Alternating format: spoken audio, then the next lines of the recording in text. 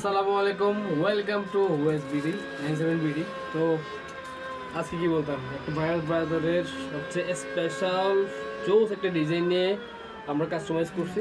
তো অনেকে বলে আমরা জার্সি কাস্টমাইজ করি কিনা বা করতেছি কিনা, এ হলো সেই প্রুফটা। দেখেন, ওরা কিন্তু খুব সুন্দর একটা ডিজাইন করছে, কি জানেন, ওদের পিছনের নাম আছে, আবার হাত থেকে একটা নাম দিছে।